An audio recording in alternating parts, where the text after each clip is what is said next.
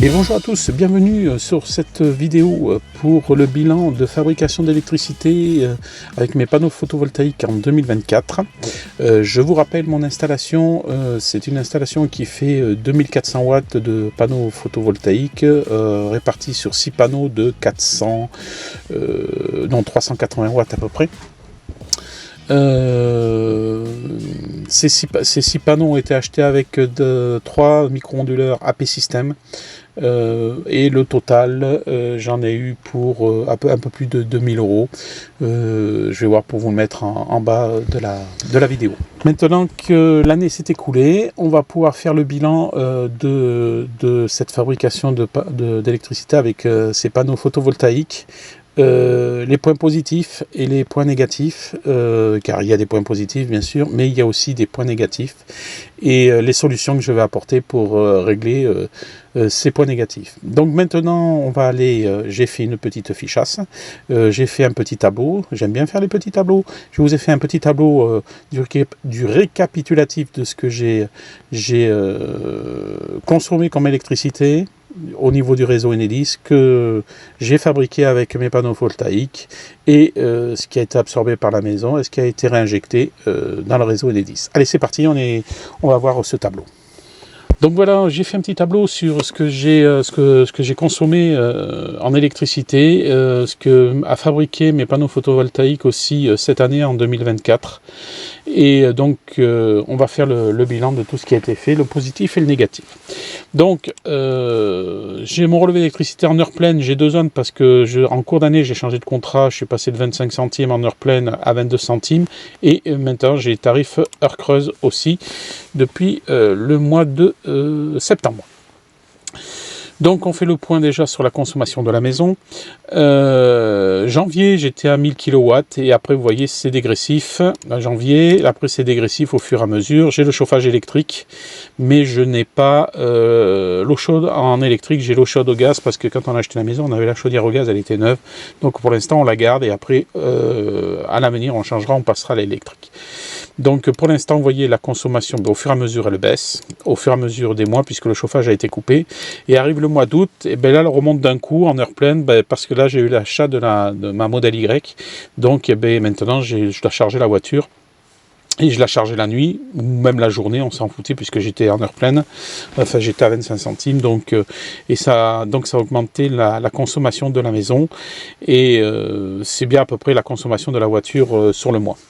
Et à partir de septembre, donc j'ai mon nouveau contrat qui est arrivé. Je suis passé donc à 0,22 en heure pleine et 0,17 en heure creuse. Bon, vous voyez, consommation en journée, en heure pleine 112 et 367. Si on fait le cumul de ces deux-là, ça correspond à peu près à la consommation du mois d'août en heure pleine.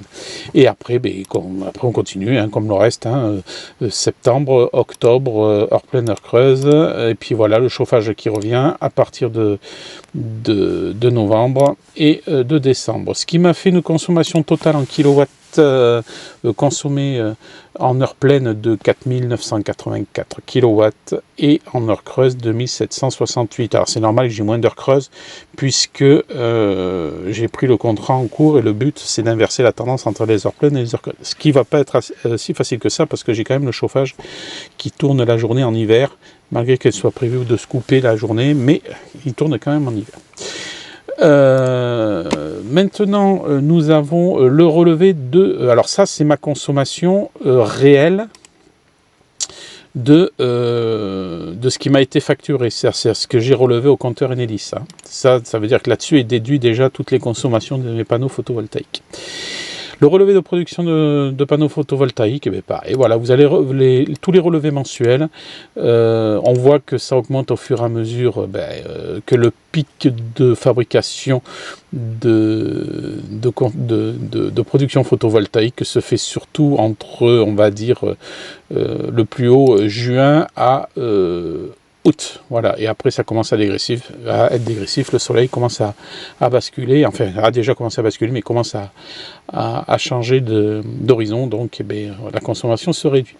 Et donc après, vous voyez, consommation en septembre, octobre, novembre et décembre, et puis après avec le mauvais temps, vous voyez que le mois de décembre et le mois de janvier, c'est pas terrible, la fabrication d'électricité avec les panneaux photovoltaïques, sachant que sur la toiture, je vous rappelle que j'ai des panneaux, j'ai 2400 watts de panneaux solaires répartis sur 3 micro-onduleurs de chez AP System. Donc ça, c'est les relevés de la fabrication d'électricité avec le monitoring de AP System.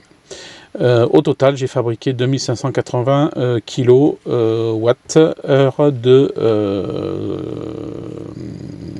d'électricité. Maintenant, on va passer à ce qui va commencer à être perturbant, c'est que j'ai réinjecté, c'est-à-dire qu'elle est partie dans le réseau Linky, une partie de mon électricité que j'ai fabriquée avec mes panneaux solaires tout au long de l'année. Alors ça, c'est le relevé du compteur Linky, tout ça, au fur et à mesure des mois. Donc, si vous ne le savez pas, vous avez une zone, quand vous interrogez le Linky, qui vous donne la partie d'électricité qui est réinjectée dans le réseau Enedis. Donc ça, pour moi, comme je le marque ici, c'est ce qui a été injecté dans le Linky et qui est perdu pour moi. Donc exactement, ce que j'ai perdu dans le réseau Linky, c'est toute cette partie-là. Donc ça, bon, c'est ce que j'ai perdu mois par mois dans le réseau Linky, qui a été vendu à mon voisin par Enedis, et au total, j'ai perdu 1312 kW d'électricité qui est partie dans le réseau. Sur cette partie d'électricité, pour moi, c'est perdu. J'ai perdu la totalité parce que la maison ne consommait pas à ce moment-là. Sur les 1300, enfin les 15 000, non pardon, les 2580 kW fabriqués par les panneaux solaires, donc 1300 sont partis dans le réseau Enedis. Donc la maison a absorbé, elle, 1268 kW d'électricité. Donc elle a consommé 49% de ce que j'ai fabriqué avec les panneaux. Vous avez le détail ici par mois ce que la maison a absorbé au cours de chaque mois. On voit qu'il a été plus facile d'absorber l'électricité au mois de janvier puisque la production est largement inférieure à la période d'été. Donc c'est plus facile d'absorber l'électricité fabriquée la journée que quand on arrive aux périodes où la fabrication est plus importante. Vous voyez, là où j'ai perdu le maximum d'électricité, c'est en avril. En avril, c'est là où j'ai perdu là où j'ai perdu le plus... Non, c'est en avril. C'est en avril que la maison a... Non, même pas, c'est en juin que la maison n'a pas absorbé que 36% de l'énergie fabriquée par les panneaux photovoltaïques. Donc au total, je reviens là-dessus, la maison a absorbé 1268 kW, et donc c'est 49% de la fabrication d'électricité de mes panneaux photovoltaïques. Donc soit pratiquement 50% qui sont partis dans le réseau Enedis gratuit pour eux, et perdus pour moi. Donc, en euros, on va faire le coût en euros. Bon, j'ai en gros 1597,58 € d'électricité brute, on va dire. Là-dessus, il faut rajouter les divers taxes de mon opérateur. Et bon, là, c'est la TVA, c'est TTC, le prix, mais il faut rajouter le prix de l'abonnement et tutti quanti. Donc ça, c'est vraiment le prix du kilowattheure. Combien je le paye? Vous allez me dire, oui, mais il faut rajouter la partie abonnement, mais de toute façon que je fabrique ou pas d'électricité, ou même je sois à zéro, j'ai toujours l'abonnement à payer dans tous les cas, puisque je suis obligé d'avoir le réseau Enedis pour synchroniser mon installation, à l'heure actuelle, pour l'instant. Donc, si je fais le relevé de production, grosso modo, j'ai donc, je me répète, j'ai fabriqué 2580 kilowatts d'électricité, ce qui fait, alors j'ai pris par secteur, hein, là j'étais à 25 centimes et là à 22 centimes, donc ce qui fait un coût pour la partie 25 centimes à 492,52 € de fabriquer pour cette partie par les panneaux, et là 134 €. Au total, j'ai fabriqué pour 626 € d'électricité avec mes panneaux solaires. Je vous rappelle que mon installation de panneaux m'a coûté 2000, si je me rappelle, c'est 2100 ou 2400. Il faut regarder dans les anciennes vidéos, mais je crois que c'est dans ces tarifs-là. Donc j'ai fabriqué 626,75 € d'électricité. J'en ai perdu, donc ça c'est la partie en kilowatts que j'ai perdu dans le réseau Enedis. J'ai perdu 320 € dans le réseau Enedis. J'ai offert 320 € à Enedis parce que je ne sais pas comment éviter que une partie de mon électricité se barre dans le réseau Enedis à l'heure actuelle, enfin à l'heure actuelle, à ce moment-là. Et donc réellement, j'ai récupéré, donc ma maison a économisé 306 € d'électricité. C'est ce qu'a fabriqué mes panneaux solaires, et ça c'est ce qu'a absorbé la maison. Donc normalement, si je devais reprendre ma facture ici d'électricité, je suis censé rajouter ces 306 € d'électricité que la maison a absorbé si je n'avais pas mes panneaux solaires. Et si j'avais pas perdu ces 320 €, ça serait aussi à déduire sur cette facture-là, mais ils sont perdus dans le réseau Enedis. Donc grosso modo, si réellement ces 626 €, je les avais absorbés, et bien grosso modo, si on enlève juste les 320 € là-dessus, j'aurais eu pour 1200 € et des patates d'électricité. J'aurais économisé 626 € d'électricité. Donc sur mon installation de 2000 watts, de 2400 watts à 2000, je crois que j'étais à 2100 €. Vous voyez que l'amortissement se fait sur 4 ans, j'aurai amorti mes panneaux solaires et mes injecteurs. Mais ce qui n'est pas le cas. Là, si je reste dans la situation actuelle, si je reste dans cette situation, il me faudra à peu près 7 ans ou 8 ans pour amortir mon installation. Ce qui n'est pas non plus déconnant, mais ça serait bien de faire mieux.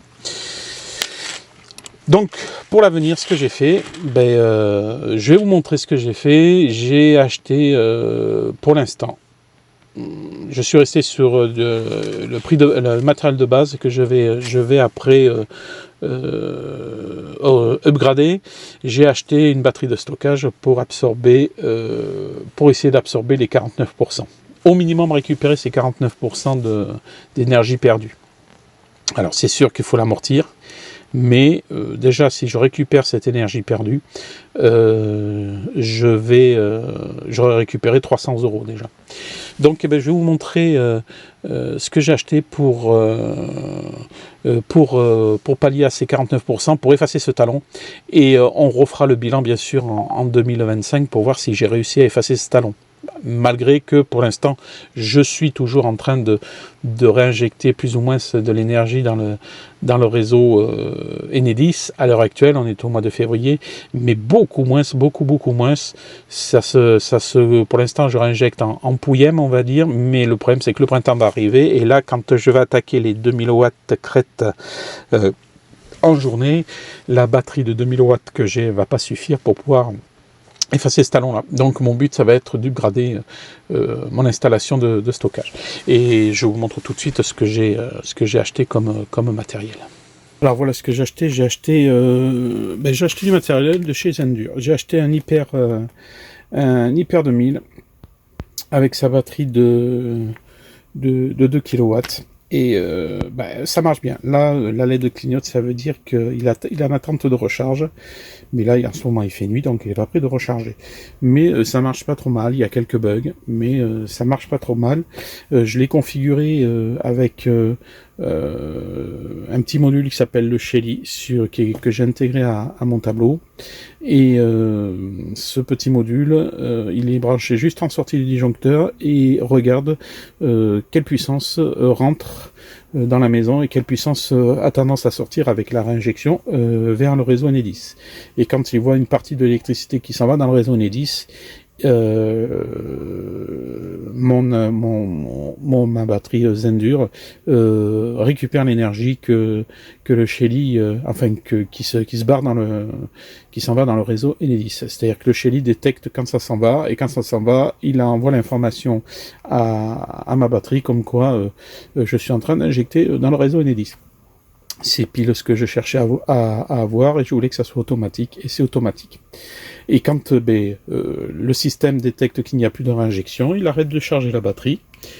Et quand le système détecte que il a besoin d'avoir plus d'énergie, parce que si admettons je fabrique que 500 watts avec les panneaux solaires et qu'il a besoin de 2 kg, le système va décharger la batterie dans la maison automatiquement.